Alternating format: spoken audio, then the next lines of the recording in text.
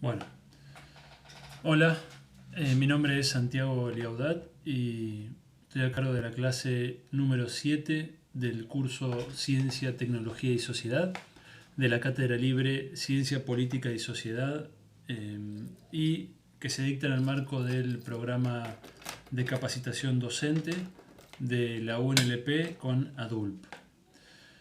Bueno, en el día de hoy vamos a trabajar la noción de dependencia en la producción de conocimiento científico. Vamos a ver por qué para nosotros esta idea, esta noción es fundamental para entender las relaciones centro-periferia y en particular para entender las implicancias que tiene la producción de conocimiento en nuestras universidades y en nuestro complejo científico-tecnológico. Bien, en primer lugar, afirmamos que el fenómeno de la dependencia constituye el punto cero de cualquier análisis sobre producción de conocimiento.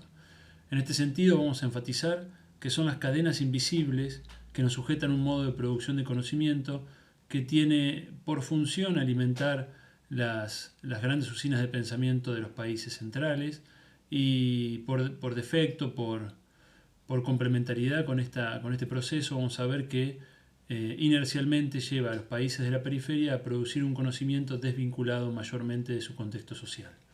Ese es un poco el objetivo de la clase y creemos que es el factor fundamental porque, como veremos, toda la dinámica científica y tecnológica está afectada por este fenómeno. En segundo lugar, una aclaración preliminar acerca de las relaciones entre centro y periferia. Lo primero a dejar en claro es que no entendemos las relaciones centro-periferia desde una posición evolutiva y binaria. Es decir, no existe un centro por ser expresión de culturas más avanzadas o superiores o mejores y una periferia como expresión de culturas de menor valía, atrasadas, peores, sino que entendemos que las relaciones centro-periferia deben ser comprendidas como dos caras de una misma moneda. Es decir, que los países desarrollados producen como un epifenómeno, como un fenómeno asociado, el subdesarrollo en otras regiones del mundo. Y a su vez, este subdesarrollo se perpetúa en la medida en que el vínculo con los países desarrollados es una de las causas fundamentales de ese subdesarrollo.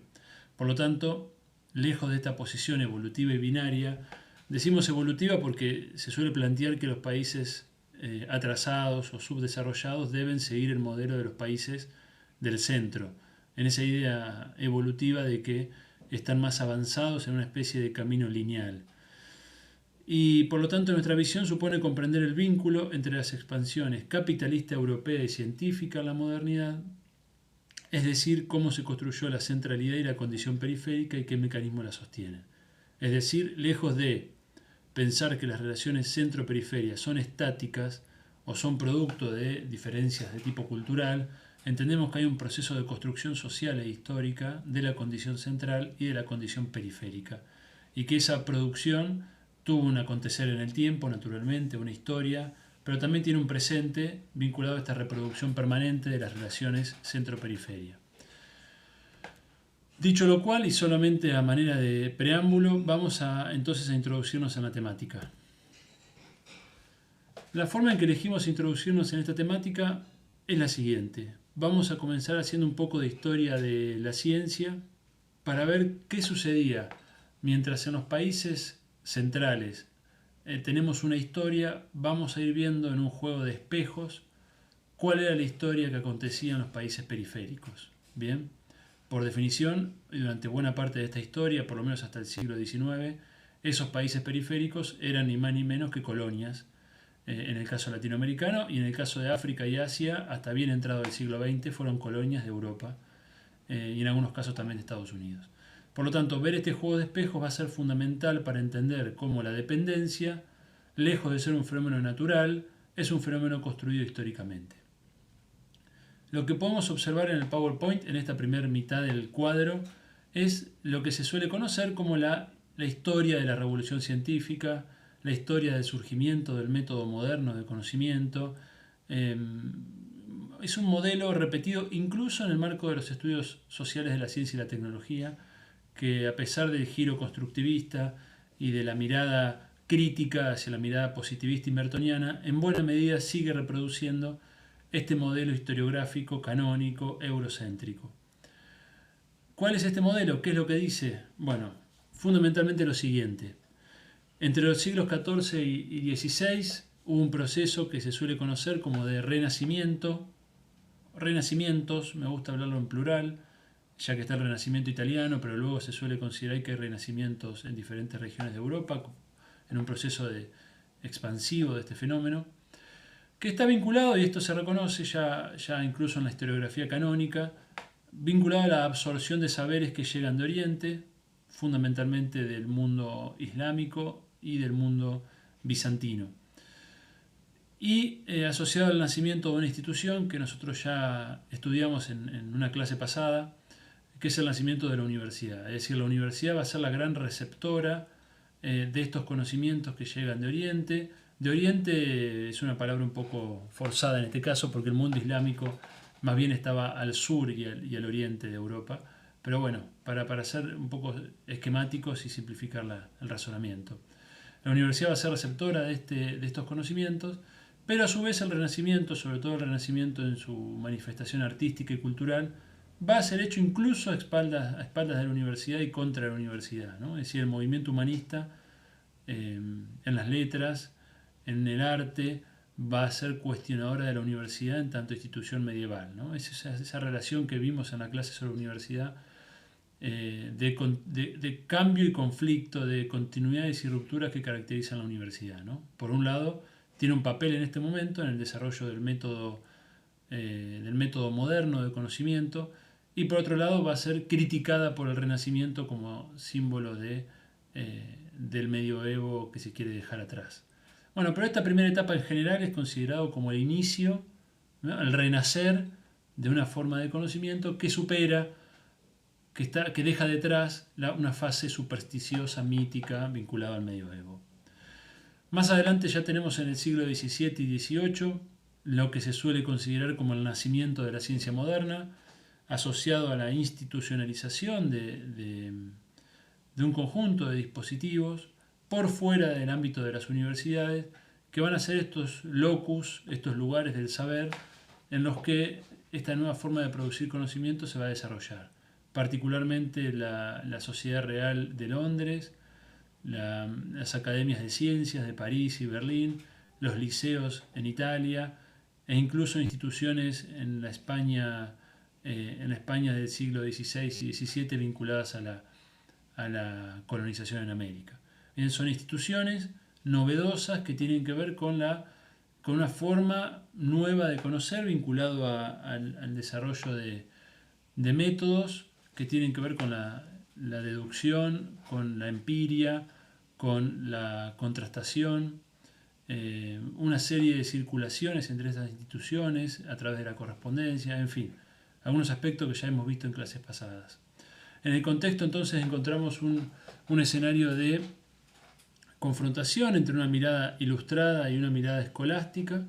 Nuevamente la universidad va a ser cuestionada, en este caso desde el pensamiento ilustrado, en el siglo XVIII en particular, y en una Europa caracterizada por el conflicto de poderes entre la burguesía y los poderes fácticos de la Edad Media que todavía existían, la nobleza en particular y la Iglesia. Es en ese contexto en el que surgen estas primeras instituciones científicas en donde se desarrolla el método moderno. En el siglo XIX encontramos la profesionalización de la actividad científica, hay un primer salto de escala en la actividad. La universidad, sobre todo a partir de la reforma humboldtiana, va a ser la institución que absorba esta profesionalización, que hasta el siglo XVII y XVIII correspondía más bien al apoyo de las coronas o al apoyo de mecenas o mismos científicos que eran parte de la aristocracia y tenían los recursos para el desarrollo de la actividad científica. A partir del siglo XIX y acompañando el proceso de industrialización, va a haber una necesidad de avanzar en la profesionalización de la actividad. Esto significa, en concreto, establecimiento de una carrera profesional con determinadas pautas burocráticas, el requisito del doctorado como inicio de la carrera científica, el desarrollo de congresos y revistas tal cual los entendemos en la actualidad, y una cierta, todavía limitada, pero una cierta masificación de la actividad que va a permitir a sectores de la burguesía, sobre todo de la pequeña burguesía, aspirar a una carrera científica, lo cual estaba vedado mayormente durante la etapa anterior, que era una ciencia aristocrática. Esta profesionalización de la ciencia hay que entenderla en el marco, por supuesto, del desarrollo imperialista, de la expansión imperialista y el eurocentramiento del mundo logrado en el siglo XIX, particularmente desde mediados del siglo XIX, cuando Europa logra una dominación de Asia y de África. Bien. En el siglo XX tenemos la industrialización de la ciencia, desde las décadas del 30, pero sobre todo a partir de la Segunda Guerra Mundial, se ingresa en lo que se conoce como la Big Science, un nuevo salto de escala en el cual aparece la política científica debido a la necesidad de los estados de regular y orientar el esfuerzo financiero que estaban haciendo en la actividad científica para la obtención de resultados, y en tanto la ciencia y la tecnología comienzan a ser vistas también como una variable fundamental del crecimiento económico y de la posición o posicionamiento geopolítico de las potencias. Surge la idea de grandes proyectos nacionales que orientan la actividad científica. Se da una política, en los países centrales se da una política de absorción de recursos humanos calificados de la periferia, es decir, se da toda una disputa por la absorción de estos recursos humanos en miras a alimentar este proceso de industrialización de la actividad científica. En el ámbito de la universidad surge el modelo norteamericano que busca articular la universidad con la empresa, que es de alguna manera una evolución del modelo humboldtiano, porque es una universidad orientada a la investigación, pero ya no con las rémoras humanistas que tenía la idea en el modelo humboldtiano, asociado a la Bildung, a la formación del carácter del ser humano, de la personalidad, sino ya asociado directamente a una idea mercantil y a una idea capitalista de universidad. Esta idea de universidad va a guiar una serie de reformas en todo el mundo que todavía están en proceso. Bien, ¿qué es esta industrialización de la ciencia y la tecnología, esta Big Science? Es un salto de escala en recursos humanos, financieros, materiales volcados en la actividad científica. Incluso aparecen técnicas de gestión de personal vinculadas a la escala que esto asume, que tienen que ver con técnicas de gestión de carácter industrial. Estamos hablando ya no de decenas de científicos detrás de un único objetivo, sino de miles de científicos con recursos millonarios detrás de un único objetivo, como puede ser la carrera espacial en el contexto de la Guerra Fría entre la Unión Soviética y Estados Unidos, o la carrera armamentista. Finalmente, en el siglo XXI entramos en la etapa que se conoce o se ha caracterizado como megaciencia. Se da un nuevo salto de escala, particularmente a partir de las décadas del 80 y 90, gracias a la utilización de tecnologías digitales, que va a permitir ya no grandes proyectos nacionales, sino el desarrollo de grandes proyectos internacionales en tiempo real. Es decir, estas tecnologías, de hecho lo vivimos creo cada uno de nosotros en nuestras prácticas, estas tecnologías significaron una revolución en la producción científica, un aumento de la productividad formidable y la posibilidad de articular proyectos de carácter internacional sin mayores dificultades. Esto a su vez va a ir de la mano con el surgimiento de empresas globales, ya no es la idea fordista de empresa del siglo XX vinculada a los capitanes de la industria, las grandes empresas nacionales de un país que se vuelven estandartes de ese país, sino empresas globales cuyos mercados son globales, que trabajan de un modo descentralizado, deslocalizado en varios países y cuyas casas matrices muchas veces son solo oficinas de I+D o oficinas de marketing o de gestión. Bien, es decir, la manufactura se deslocaliza y estas empresas actúan a escala global. Y por supuesto, estamos hablando de una época en la que se desarrolla un conflicto a partir del surgimiento de países emergentes, países que gracias a esta descentralización de la manufactura se industrializan y comienzan en cierta medida a disputar a las tradicionales potencias capitalistas en lugar de países centrales, ¿no? Particularmente nos referimos al caso de China, que está en este proceso actualmente y que nos deja la pregunta abierta acerca de si estamos caminando o si estamos ya en un mundo multipolar de nuevo tipo. Bien, con esto cerramos lo que sería una historia muy elemental, muy básica del desarrollo de la ciencia moderna desde el punto de vista institucional, desde el punto de vista de la función social, su relación con el capitalismo en cada etapa y y su relación con los modelos de universidad, para vincular con un tema de la clase anterior.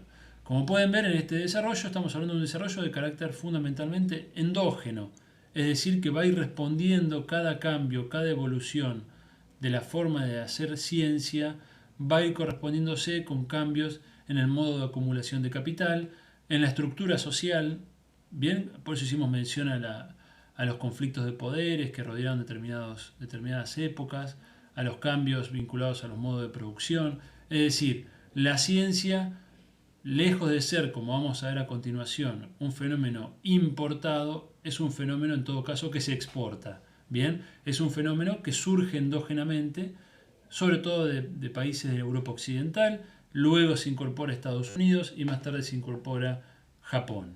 Bien, veamos ahora qué pasa en las periferias y cómo sería esa otra historia de la ciencia, ya no contada desde los países centrales, sino contada de los países que fuimos colonia y que en buena medida, y si la clase los convence, aún lo somos, ¿no? A manera de neocolonias o de pervivencia de la colonialidad.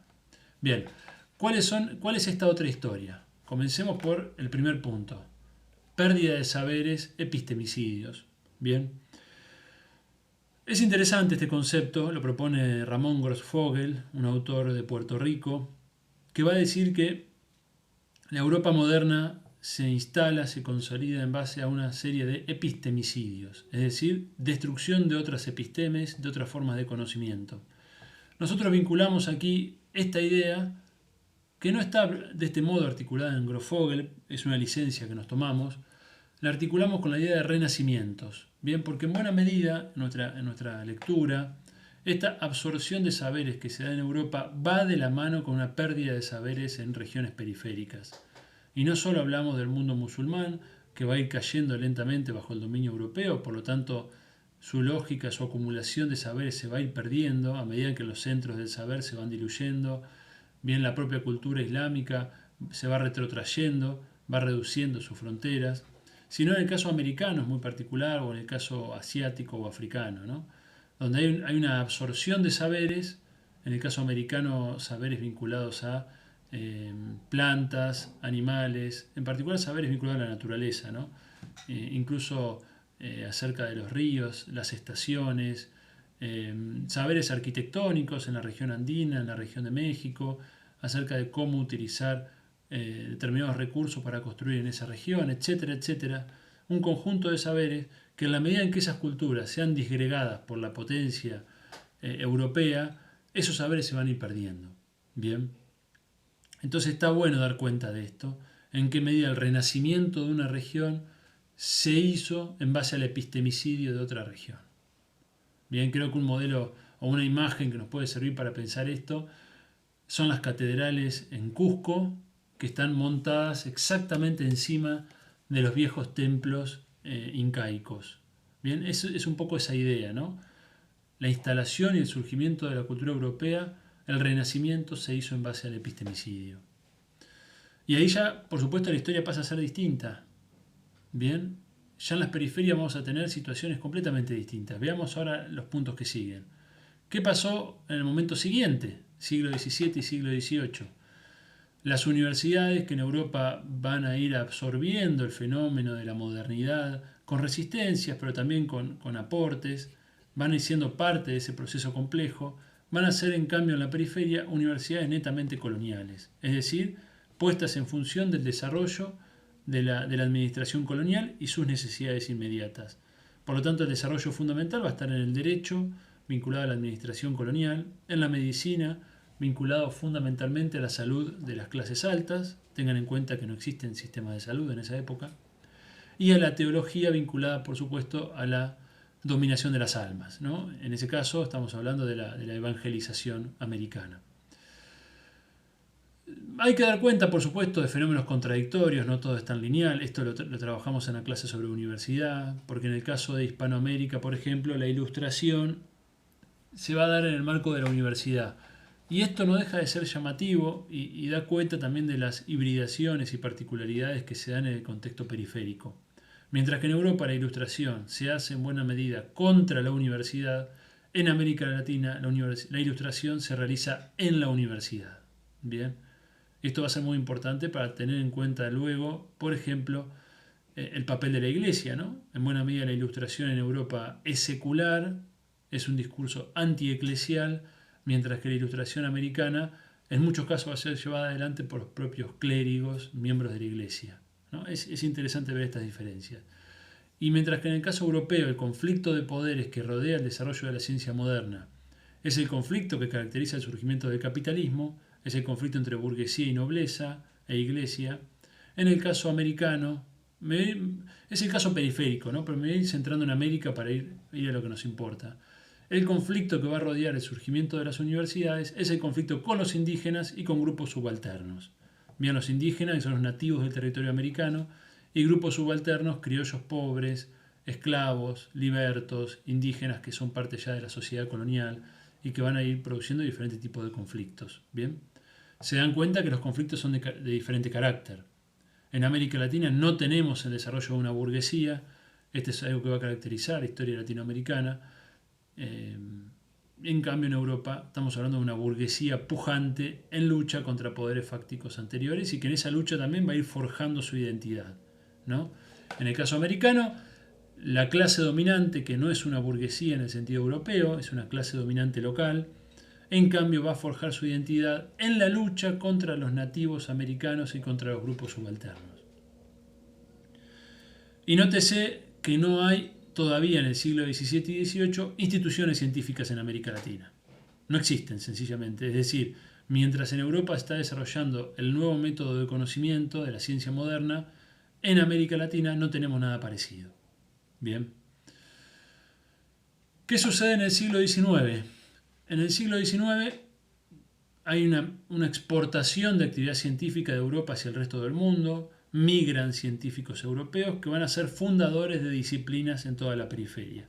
En el caso latinoamericano o en el caso argentino en particular, esto se va a evidenciar sobre todo en el último tercio del siglo XIX, en la creación de las primeras instituciones de ciencia y tecnología. Bien, nos referimos a los observatorios, los museos, algunos institutos y laboratorios.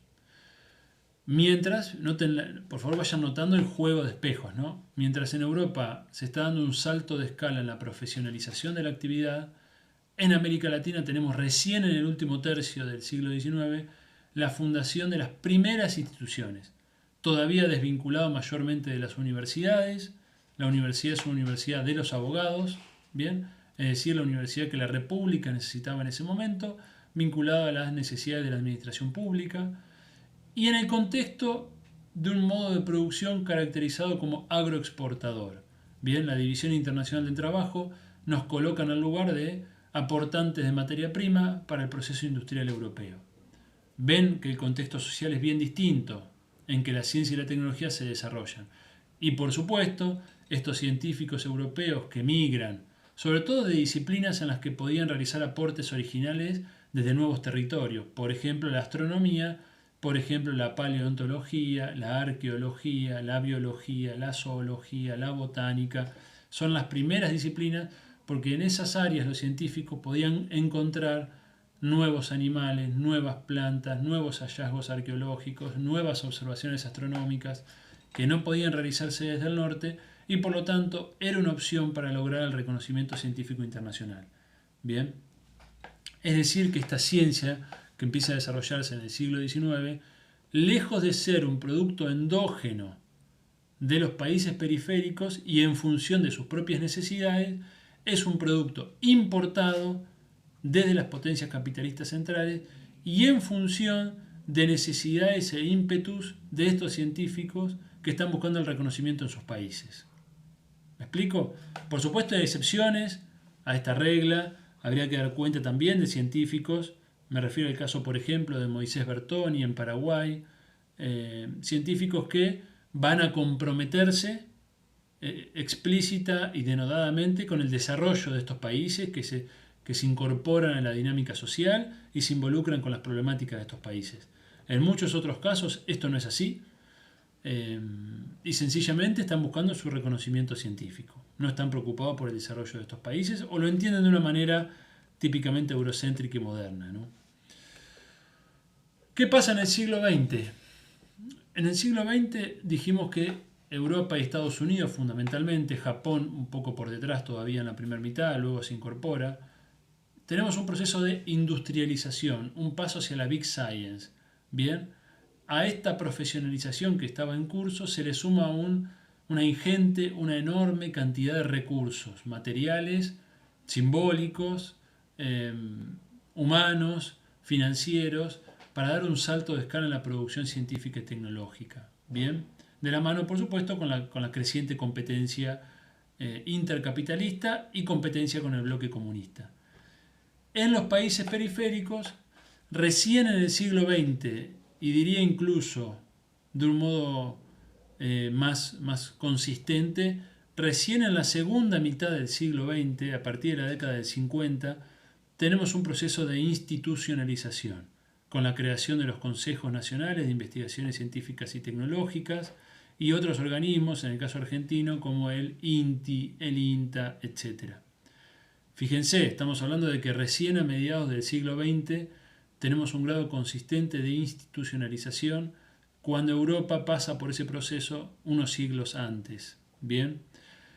Y en nuestro contexto, la profesionalización se fue dando de la mano con la institucionalización. Fue un proceso que va de conjunto, ¿no? Sobre todo en el área de las ciencias naturales y exactas. En el área de las ciencias sociales, la profesionalización va a ser tardía. Recién en la década del 80 y 90 del siglo XX tenemos un proceso de profesionalización de las ciencias sociales. En cambio, las ciencias exactas y naturales ya desde la década del 60 pasan por un proceso de profesionalización, que en el caso de Argentina se conoce como la edad de oro de la ciencia argentina. Bien. ¿Se dan cuenta bien de este juego de espejos de qué significa? Estamos hablando de que en Europa tenemos una industrialización de la actividad científica y tecnológica, mientras que en los países periféricos recién estamos institucionalizando y profesionalizando la actividad. Bien, por supuesto, esto no es casual, bien, y esta profesionalización de la actividad científica, en buena medida y lamentablemente, se va a integrar de un modo subordinado a nivel internacional con el proceso industrial de la ciencia y la tecnología en los países centrales, y por lo tanto, una vez más, esta ciencia y tecnología, en vez de estar puesta en función del contexto social periférico, de nuestras problemáticas del desarrollo y de las diferentes necesidades que tienen nuestras sociedades, va a entrar en diálogo con los grandes centros científicos, se va a insertar en redes internacionales con estos centros científicos y va a alimentar en buena medida el poderío de los países centrales. Se da un proceso en ese entonces, por supuesto, de masificación de las universidades, bien, con diferentes finalidades, pero entre ellas va a tener como consecuencia suplir de mano de obra a esta profesionalización de la actividad científica. Y en ese contexto, por supuesto, vamos a ubicar lo que es el pensamiento latinoamericano en ciencia, tecnología y desarrollo, el PLACTED, que es un emergente de este momento histórico tan particular en que por un lado se profesionaliza la actividad, se institucionaliza, hay una edad de oro en ese sentido de crecimiento de un complejo científico y tecnológico, pero este surgimiento en algunos autores va a ser percibido, este proceso va a ser percibido en su desvinculación con las necesidades nacionales. En esa tensión, bien, va a surgir el PLACTED como un cuestionamiento al modelo institucional, profesional, bajo el cual se estaba desarrollando la ciencia y la tecnología en otros países. Bien, y por supuesto hay que ubicarlo en las tensiones sociales y políticas que se dan en torno a la industrialización. Particularmente vamos al caso argentino. Argentina se está industrializando entre las décadas del 30 y del 70, cuando empieza un proceso de desindustrialización, pero estamos hablando de la década del 60 en particular. Argentina se está industrializando. Ese proceso de industrialización va a mover un conjunto de fuerzas sociales, en particular la clase obrera, y esa clase obrera y un empresariado nacional que empieza a constituirse van a ir expresando diferentes grados de tensión y conflicto con los países centrales en su desarrollo, y esas tensiones y conflictos van a dar lugar a movimientos de liberación nacional, a frentes nacionales antiimperialistas, y es en ese contexto, también bajo la fuerte influencia de la Revolución Cubana, sobre todo en sectores juveniles, en sectores universitarios, es bajo ese contexto que hay que entender el surgimiento del PLACTED. Bien. Sin embargo, hay que decirlo, la lógica hegemónica de institucionalización y profesionalización no consiguió ser revertida. Si bien Placted tuvo influencia en una serie de organismos, sus posiciones e iniciativas tuvieron cierto anclaje institucional, hay que decir sin embargo que, por ejemplo en el caso argentino, fue la figura de Bernardo Husey, que expresa una visión positivista, eurocéntrica de la actividad científica, la que se logra imponer. Bien. Por supuesto hay que decir también que esta imposición no fue solo una imposición de ideas, sino que cada gobierno militar que estuvo al frente colaboró con que este proceso de institucionalización y profesionalización bajo la égida eurocéntrica, asociado a grandes centros internacionales, desvinculado de nuestro contexto social, bueno, cada uno de estos gobiernos militares colaboró en este sentido. Bien, podríamos mencionar la Noche de los Bastones Largos en el año 66 o la persecución ideológica iniciada por la dictadura del 76. Bien. Por último, ¿qué es lo que se corresponde en América Latina con la megaciencia en los países centrales? Bueno, lo que se corresponde, lamentablemente, es una pérdida de autonomía en ciencia y tecnología, porque aún en la etapa anterior, con todo lo que dijimos, había un cierto margen gracias al proceso de industrialización en curso, al surgimiento de este empresariado nacional, de un sector de la clase política que asume una mirada nacional. Eso se va perdiendo en el contexto latinoamericano, en particular argentino más en concreto. Se va perdiendo en base a la desindustrialización, el aumento de la pobreza, el neoliberalismo, la cooptación de una parte de la clase política bajo las miradas de la globalización. Entonces, el resultado va a ser que nuestra ciencia va a quedar incorporada al esquema de la megaciencia global. Se dan cadenas globales de producción de conocimiento en los que el trabajo cognitivo de la periferia se reduce cada vez más a un trabajo gris, rutinario y monótono, de calidad. Esto es importante decirlo porque muchas veces se toma como parámetro de calidad de la actividad científica a la excelencia. Bueno, por supuesto, mucho de este trabajo que se vinculan con las redes internacionales, con los grandes proyectos internacionales, es un trabajo de excelencia. Ahora bien, dentro de la cadena global de producción de conocimiento, es el último orejón del tarro, es el último eslabón, es el trabajo rutinario, repetitivo. Hay un trabajo muy interesante publicado por Pablo Kramer y Adriana Feld en la revista Ciencia, Tecnología y Política número 4, que ahí muestran justamente esto, ¿no? Toman grandes proyectos internacionales y van a analizar el papel que los grupos latinoamericanos tienen en ese proyecto, en esos proyectos, y confirman justamente esto, ¿no? En general no tienen participación en la elaboración de la teoría, tienen una labor cognitiva de tipo rutinaria, generalmente es acumulación de datos, análisis de datos, bien, mientras que la visión global del proyecto, la orientación del proyecto, las lecturas teóricas de fondo, las hacen los grupos centrales. Esto es una característica propia de esta megaciencia. En cierto sentido, la fuga de cerebros que caracterizaba a la etapa anterior, no lo dije, perdón, bien, pero esta integración subordinada de la etapa anterior tiene que ver en buena medida también con la fuga de cerebros, que si bien en la etapa del siglo XXI continúa, no es que la fuga de cerebros se detuvo, en buena medida la megaciencia ya no necesita de la fuga de cerebros, ya no necesita de la absorción directa del recurso humano, ya que vos podés quedarte en tu país, financiado por tu Estado, y trabajar para mí. Bien, en ese sentido, por ejemplo, al gobierno norteamericano le conviene que vos trabajes en tu país y que el Estado argentino te pague, en vez de que vayas a Estados Unidos y que tengan que pagarte a ellos un salario. Entonces, ¿qué mejor? Que te quedes en tu país y que trabajes para mí sin que yo tenga ningún costo. También en esto, por supuesto, hay un papel fundamental de las publicaciones científicas, de los índices de impacto, los factores de impacto, los rankings internacionales, todo esto que trabajó Marcela en su clase, ya que con mano de seda conducen también la producción científica global en el sentido en que a ellos les interesa. Bien, sin necesidad de que el científico de la periferia migre hacia Alemania, Francia, Europa en general o Estados Unidos, te tengo a vos en tu lugar trabajando para mí. Bien, esa es un poco la tarea de estas grandes editoriales científicas. Por supuesto, estamos haciendo un esquema. Habría que complejizar más, ¿no?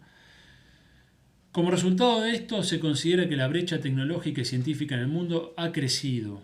Bien, en contra de los discursos de la modernización que nos hacen creer que hoy estamos más cerca de los países centrales, todos los indicadores, no solo,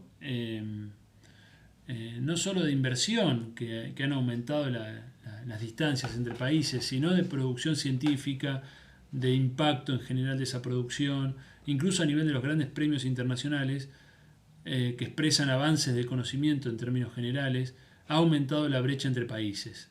Bien, la desigualdad global en ese sentido ha aumentado y esto se acompaña, por supuesto, en el caso argentino, en particular, de una reprimarización de la economía, es decir, la desindustrialización y la inserción nuevamente a escala global como país agroexportador, con algunos nichos tecnológicos puntuales. Bien.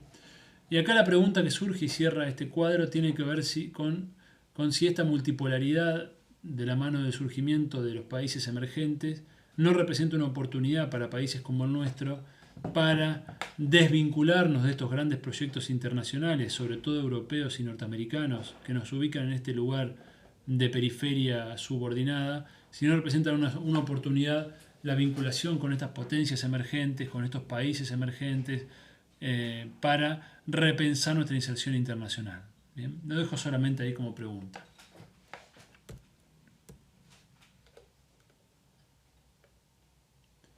Bien, veamos cuáles son los efectos de la dependencia en dos niveles. Por un lado, a nivel material, por otro lado, a nivel cognitivo. Bien, a nivel material. Bueno, en primer lugar, se produce una desvinculación entre ciencia, tecnología y sociedad. Es por esto que desde la Cátedra Libre decimos que tenemos un complejo científico-tecnológico y no un sistema nacional de innovación. ¿Por qué? Porque tenemos un complejo de instituciones científicas y tecnológicas, esto no hay duda. Bien, Argentina tiene un complejo, de hecho, importante. Ahora bien, estas instituciones están mayormente desarticuladas entre sí y desarticuladas de las necesidades sociales, productivas y ambientales de nuestro país, que es lo que constituiría un sistema. Es decir, ¿cuándo tenemos sistema? Como diría Sábato, Jorge Sábato, cuando se da un triángulo de interacciones entre gobierno, ciencia, tecnología y sociedad, demanda social. Podríamos decir, en cierto sentido, yendo a un tema de coyuntura, que esta coyuntura del coronavirus y de la pandemia logró, en cierto sentido, construir sistema, por lo menos localmente y parcialmente, ¿no? Para responder a la problemática del coronavirus. Bien, ahí podríamos decir, ese es el camino en la construcción de un sistema. Bien, esperemos que sea duradero y queremos que así sea, estamos haciendo todo lo posible. Mientras tanto, la realidad, no solo en Argentina, sino en la periferia en general, es que tenemos complejos, no sistemas. Complejos que están más preocupados por la agenda científica internacional que por la agenda nacional de desarrollo. Por eso decimos que tenemos una desvinculación entre ciencia y tecnología y sociedad. Ese es el primer punto.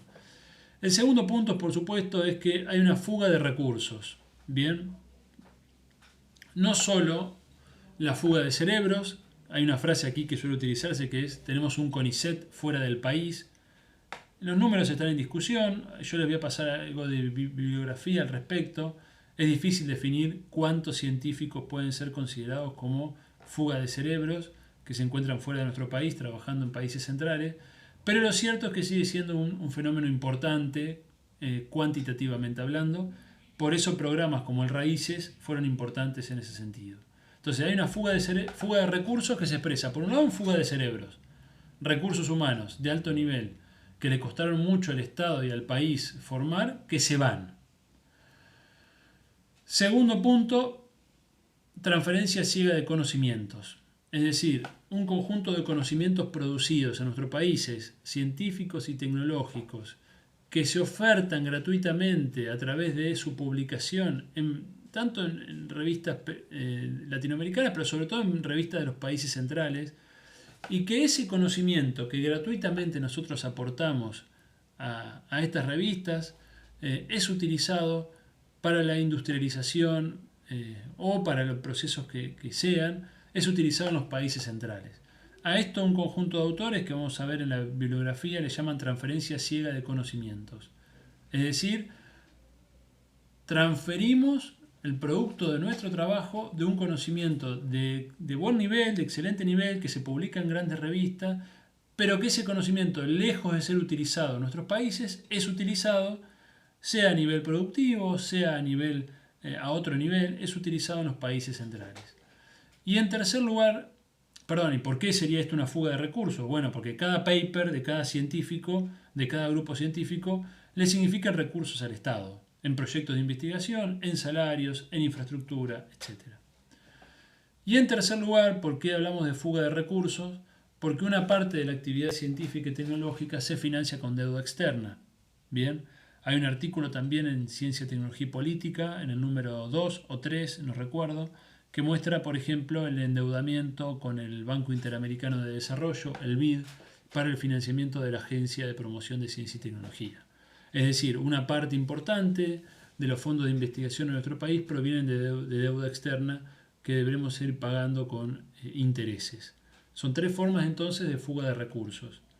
Y en tercer lugar, quizás no sé si el más importante, pero es un aspecto muy importante también, es que en la división internacional del trabajo cognitivo, la dependencia tiene un efecto en el que nos ubicamos en la realización de ciencia hipernormal, ¿no? Esta es una expresión que retoma la idea de Kuhn, de ciencia normal, pero enfatiza el carácter de hipernormal por ser un trabajo muchas veces y meramente de análisis de datos. Bien, no es la ciencia normal de Kuhn, que tiene que ver con la resolución de problemas del paradigma científico, sino directamente y meramente con la recolección y análisis de datos. Bien, y esto, por supuesto, es un efecto a nivel material, porque esto regula las prácticas materiales de los sujetos. A nivel simbólico y cultural, otros efectos de la dependencia. Bueno, por un lado, se construyen islas de modernidad, es decir, colabora con la profundización de una sociedad de tipo dual. ¿Qué quiere decir esto? Tenemos un sector de la sociedad, una clase media ilustrada, que está integrada internacionalmente, que es globalista, que mira con buenos ojos la globalización, la integración global, la integración en redes internacionales, que tiene contactos permanentes con colegas, con las ideas, con la cultura de Europa, Estados Unidos fundamentalmente. Y tenemos un grueso de la sociedad, en el caso de Argentina estamos hablando de un 30-40% por lo menos, de un sector que está en la pobreza, que está en la pobreza, que está lejos del proceso de globalización, que está lejos de la modernidad, que está lejos de todas estas dinámicas que venimos describiendo. Y esto produce un fenómeno que desde la década del 50 y 60 se conoce como de sociedad dual. Una sociedad que va a dos tiempos y que es propio de los países periféricos. Bien, porque esta clase media ilustrada se integra con los países del norte, mientras que un sector de la marginalidad queda en los países del sur. Bien. Esto, por supuesto, va a generar un fenómeno de estratificación social, es decir, los sectores ilustrados se sienten como un estrato diferente en la sociedad, esto que Ángel Rama denomina como la ciudad letrada, un estrato que cultural y aspiracionalmente se integra a Europa y Estados Unidos, y que en general son los sectores sociales que sirven de base a los partidos de derecha en nuestros países, mientras que los sectores populares, de trabajadores y empobrecidos se van a vincular con lo que se ha llamado el populismo o los partidos de tipo nacional popular. Esta estratificación social se dan cuenta que es muy importante en nuestra historia, ¿no? Lo podemos ver en hechos recientes como los conflictos que se han dado en torno a Vicentín. Otro elemento, otra consecuencia de la dependencia a nivel cultural es por supuesto el seguidismo intelectual y el sentimiento de culpabilidad. ¿Qué quiere decir esto? Se produce un seguidismo intelectual en el que los científicos de las periferias siguen las tendencias de moda que provienen del norte, y esto no es solo un fenómeno que se da en las ciencias exactas y naturales, que trabajan en general con agendas internacionales ligadas a las grandes revistas y a los grupos centrales, sino también en las ciencias sociales, y que muchas veces tienen un efecto incluso en las dinámicas sociales de nuestros países. Entonces, la última moda, impulsada en Europa por los filósofos de moda, es traída a nuestros países por estos intelectuales y luego impactan las dinámicas sociales, muchas veces profundizando estos problemas que vimos anteriormente. Y un sentimiento de culpabilidad permanente en la inteligencia de los países periféricos, que tiene que ver con que no se llega nunca al estatus de país central o de científico central, ¿no? Es decir, hay una idea ahí que trabaja Varsavsky, que tiene que ver con que no importa el esfuerzo que hagas, no vas a llegar a ser lo que es un científico de un país central, ¿no? Por eso hay toda una presión en ese sentido para la integración cada vez más fuerte a esos centros. Y esto va a producir, dice Varsavsky, que nosotros retomamos en un artículo que hicimos con algunos colegas aquí del curso, esto va a producir una crisis de sentido en los científicos periféricos, ya que no logran ser los primeros en sus disciplinas, ¿bien? Y al mismo tiempo no responden a los dilemas y a los problemas sociales de la sociedad que los rodea. Entonces están en un lugar, en una nebulosa, ¿no? El científico periférico, eurocéntrico, integrado al sistema, está en una posición que le produce una crisis de sentido permanente, ¿no? Por un lado, no logra ser el primero en su disciplina por su misma condición de periférico, y por otro lado, no responde a las necesidades sociales de la sociedad que lo rodea y que lo mantiene, ¿no? Bien, perdón si los mareo un poco. Vamos a ver cuáles son los mecanismos externos que reproducen la dependencia y luego cuáles son los mecanismos internos que la reproducen, porque por supuesto la dependencia no es solo un fenómeno que viene de afuera, sino que también se reproduce desde adentro, ¿no? Veamos, bien, mecanismos externos. Bueno, uno por supuesto son las agendas de investigación. ¿Quién define los temas de frontera? Hay un artículo de Diego Hurtado muy interesante al respecto, algo de el neutrino y la pobreza, que salió en página 12 y justamente habla de esto, ¿no? ¿Cuál es la agenda de investigación? ¿Cuál es el tema de frontera para un país periférico? ¿Es el mismo que el de un país central? ¿Es el mismo que el de la revista central de mi disciplina? ¿O los problemas de la química, de la biología, de la sociología, de la filosofía, de la física son distintos de acuerdo al contexto en el que me desenvuelvo, ¿no? Entonces, si la agenda de investigación es una y universal, seguramente esté trabajando para los países centrales sin saberlo. Un segundo mecanismo externo es el financiamiento condicionado. Bien, tanto el financiamiento que proviene de cooperación internacional, supongamos el programa Marco con la Unión Europea, o los programas que provienen de Estados Unidos, tanto este tipo de financiamiento como el financiamiento de organismos internacionales en general tienen un fuerte condicionamiento vinculado a temas de investigación, criterios de evaluación, que por supuesto condicionan la actividad científica. Bueno, por supuesto los premios y reconocimientos. Los premios tienen una labor muy importante en guiar a los investigadores, a los científicos, hacia lo que debe ser o hacia lo que es considerado un buen trabajo científico, y por lo tanto el premio y el reconocimiento actúan como este modelo normativo a seguir, ¿no?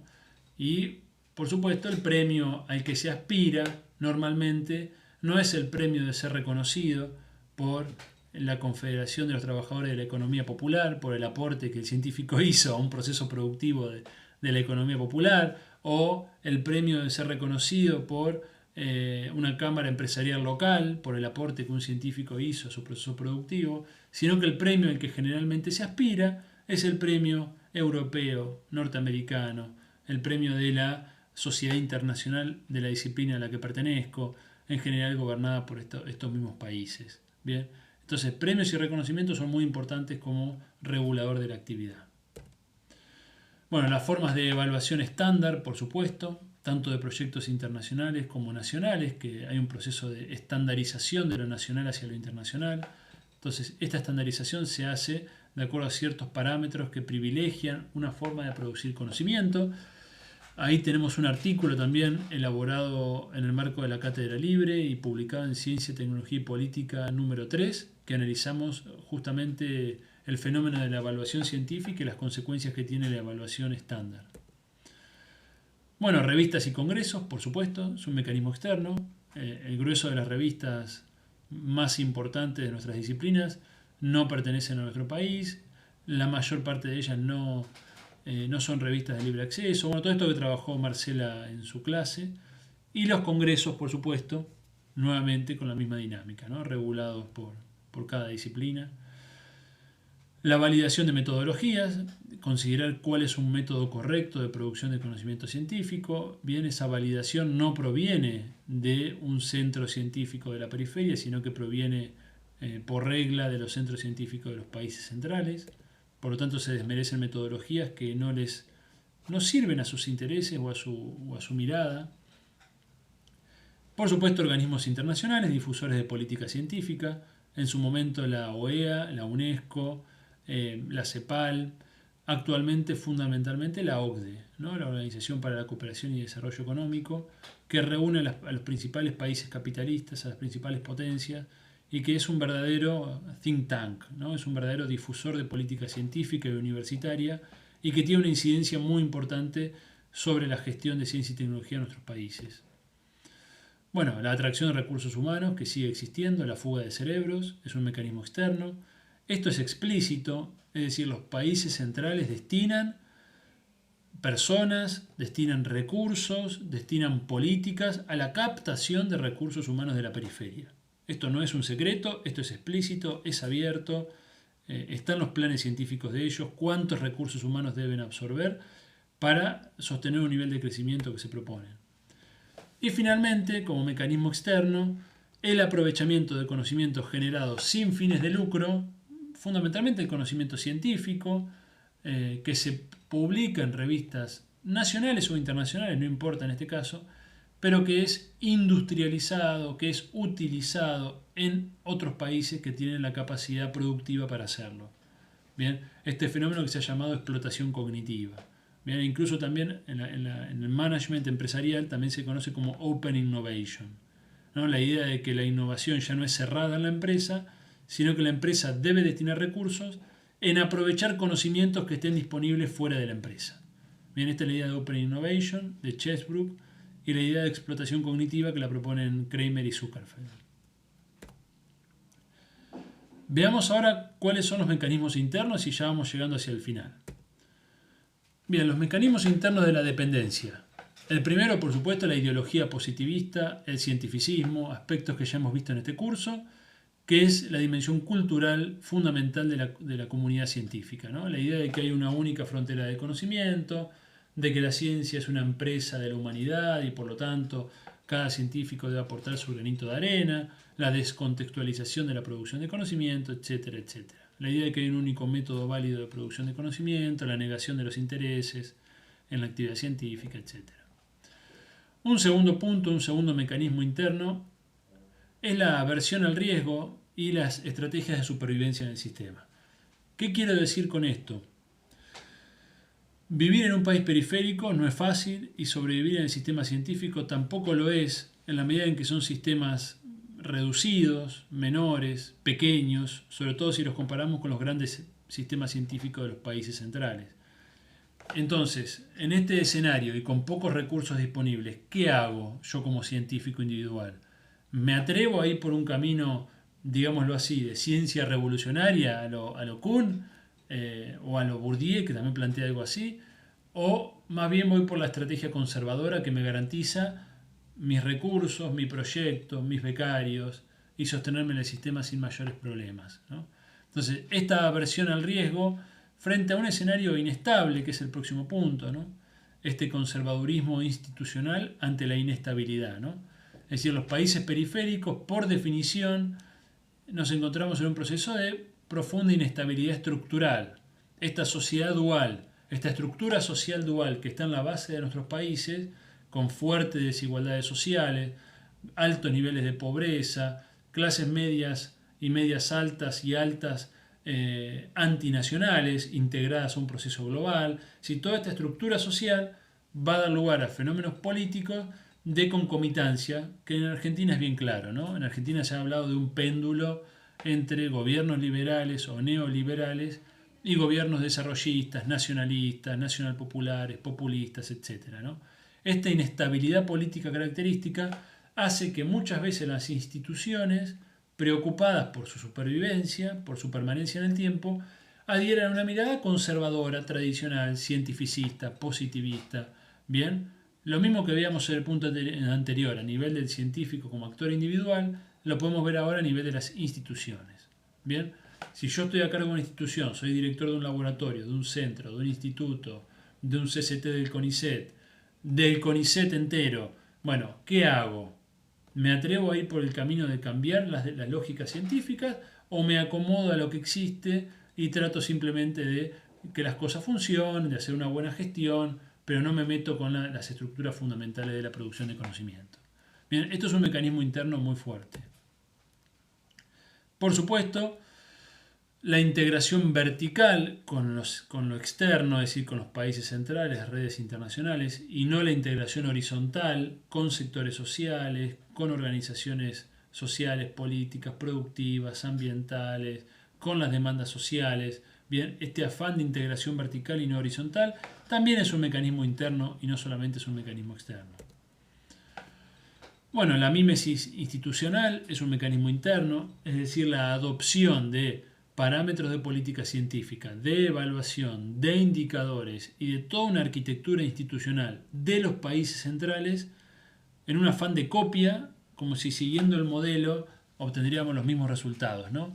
Esta mímesis, que es impulsada por los organismos internacionales, también encuentra a nivel local, bien, una adhesión y un seguimiento de parte de un conjunto de actores. La internacionalización acrítica es también un mecanismo interno. ¿Bien? Fíjense que en muchos de estos casos son mecanismos internos / externos, ¿no? En este caso también la internacionalización de las universidades y de la ciencia tiene un fuerte respaldo internacional, pero también a nivel nacional, hay que decirlo, encuentra un fuerte apoyo en gestores de la ciencia, la tecnología y la educación superior, bien, encandilados o convencidos de que este es el mecanismo correcto, y en general se sigue un modelo de internacionalización acrítica. Y con esto quiero enfatizar lo siguiente: no nos oponemos a la internacionalización en el sentido de establecimiento de vínculos internacionales, de reciprocidad, de cooperación. Por supuesto, nadie puede estar en contra de esto, y el conocimiento tiene que ver, entre otras cosas, con esta cooperación y esta internacionalización. Ahora, el problema es que sea acrítica. Bien, entonces, si es acrítica, no discutimos la orientación de esta movilidad de los recursos humanos, no discutimos a qué proyecto nos estamos integrando y cómo nos estamos integrando, no discutimos qué actores se apropian de los conocimientos que generamos. ¿Bien? ¿Me explico con esto? Entonces, hay que discutir, entre otras cosas, la internacionalización. También en Ciencia, Tecnología y Política pueden encontrar unos artículos muy útiles al respecto, tanto críticos como mostrando otros caminos de internacionalización. Ahí hay un artículo de María Paz López, por ejemplo, que muestra un proceso de cooperación entre Argentina y Cuba muy interesante en el número 4 de la revista. Y finalmente, un mecanismo interno fundamental es la cultura del publish or perish, ¿no? Publicar o perecer. ¿Cuál es la tarea del científico? Se nos dice publicar. Más, más y más. Bien, así se asciende en la carrera científica, así se logra ser un científico reconocido: publicar, publicar y publicar. No importa qué se publique, lo que importa es que se publique. Bien, en esta lógica, por supuesto, la inercia, el establecimiento de revistas de alto impacto, grupos de revistas que se consideran legítimas, todo esto va conduciendo con una mano de seda a la actividad científica local, en todo el sentido que venimos describiendo, ¿no? Profundizando la dependencia. Dicho lo cual, y espero no haberlos cansado, vamos a llegar a la última filmina. Hasta el momento pareciera que esto no tiene escapatoria, ¿no? Si bien mostramos algunas tensiones, mostramos algunos debates, uno diría, bueno, la lógica de la ciencia y la tecnología internacional y la forma en que el sistema nacional fue evolucionando, se fue desarrollando en relación con este sistema internacional, hacen que esto no pueda modificarse, que no haya salida. Bueno, no es la idea para nada.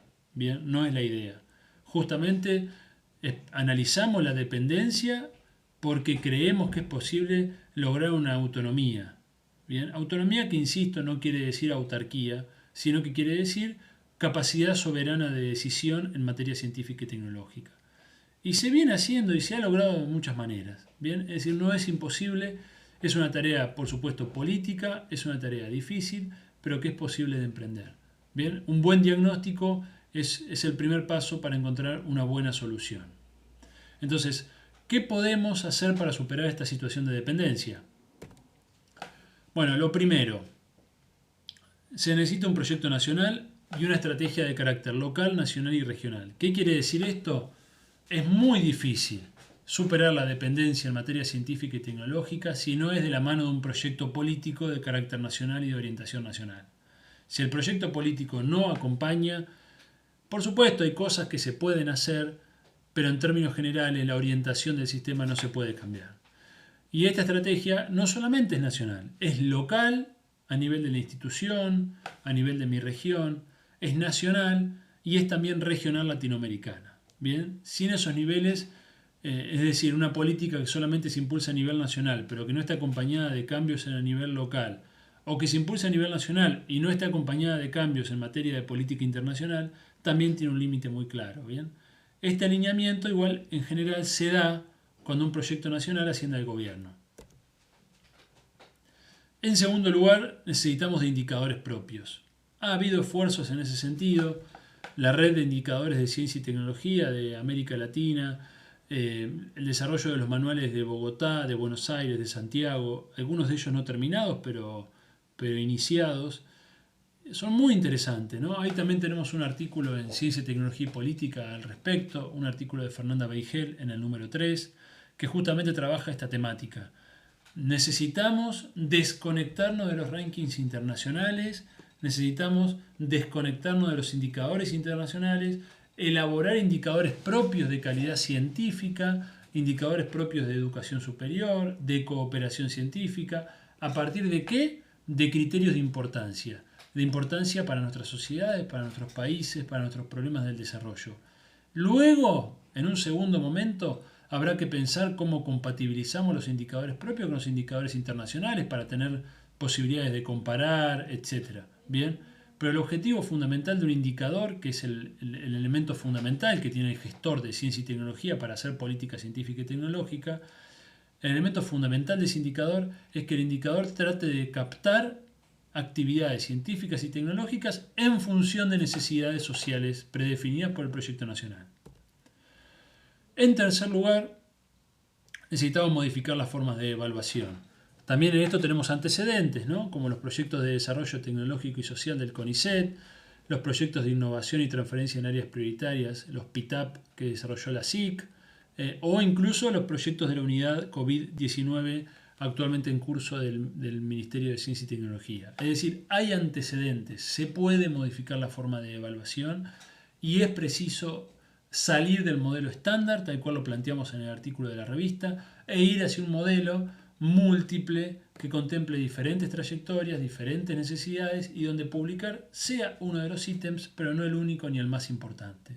Bien, ya que la evaluación es la zanahoria que todo científico persigue. Si uno modifica la evaluación, modifica también las culturas, modifica las prácticas. Por eso es tan importante hablar de evaluación a la hora de hablar acerca de cómo salir de la dependencia. En cuarto lugar, por supuesto, y de la mano con el primer punto, la integración sur-sur. Bien, acá habría que hablar incluso ya más allá de América Latina, ¿no? La vinculación con potencias emergentes de Asia, en particular con China, la relación con países de África, con otros países de Europa, con Rusia. Es decir, hace falta rediscutir todo el proceso de internacionalización acrítica y caminar hacia un proceso de internacionalización crítica, selectiva, inteligente. Inteligente, ¿qué quiere decir? En función de nuestras necesidades, que es el proceso que hacen los países centrales y las potencias emergentes. China, Estados Unidos, Francia, Alemania también tienen internacionalización, pero lo hacen en función de sus necesidades. Entonces hay que pensar formas de circulación de recursos humanos, políticas de publicación de los conocimientos, políticas de congresos para el encuentro entre científicos que tengan que ver justamente con esta mirada de integración sur-sur. En quinto lugar, hay que definir, un poco de la mano con lo anterior, hay que definir estratégicamente una forma de vincularse con los países emergentes, los países del BRICS, Brasil, Rusia, India, China y Sudáfrica. Hoy diría cada vez más China, India y Rusia fundamentalmente, Brasil por supuesto como el gran socio regional, pero en la situación actual es un poco difícil pensarlo. Pero también con los países centrales. Es decir, nuestra propuesta no es la desvinculación de Europa, la Unión Europea y Japón. Para nada, y esto hay que dejarlo en claro todas las veces que haga falta. Lo que creemos es que hay que hacer una vinculación de tipo inteligente. Ellos van a buscar su beneficio, nosotros también debemos buscarlo. Sencillamente eso. Y no ir no ir como asnos, no ir como tontos detrás del camino de rosas que nos tienden, ya que ellos están buscando sus beneficios y nosotros debemos hacer lo mismo de nuestra parte. Bien, y de ese lugar vincularnos.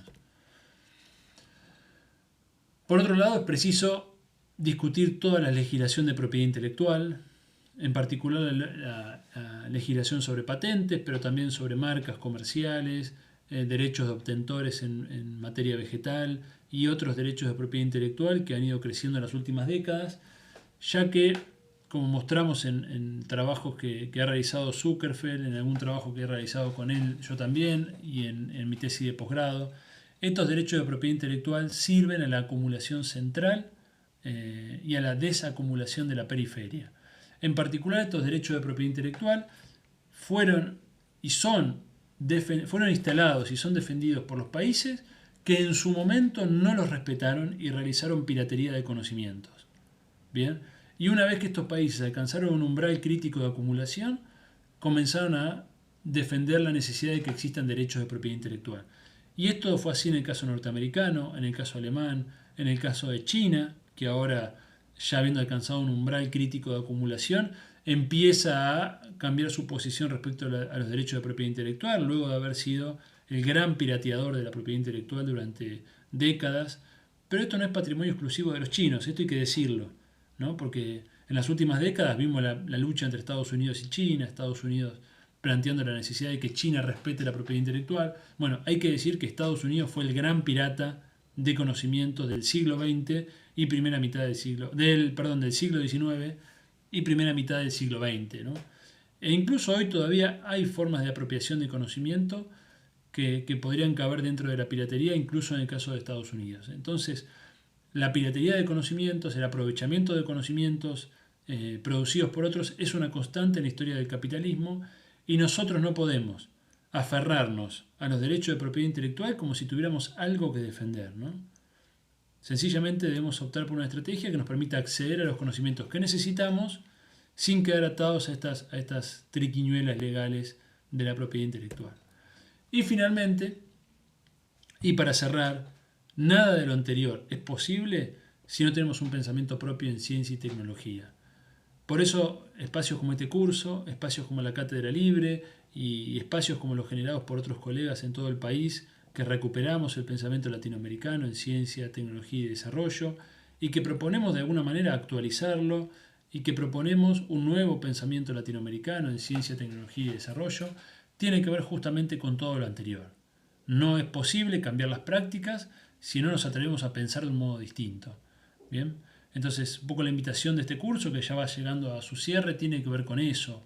Problematizar prácticas, atrevernos a pensar, formarnos en esa otra mirada, para luego, cuando nos toque ser directores de beca, directores de institutos, directores de proyectos, o incluso gestores de ciencia y tecnología a nivel de una facultad, de una universidad o de un ministerio, poder llevar adelante algunas de estas medidas que hacen al logro de una autonomía en materia científica y tecnológica. Bien, bueno, eso es todo por hoy. Les agradezco. Luego les adjunto en la página web la bibliografía y la consigna de trabajo. Muchas gracias y espero que no les haya resultado muy pesado.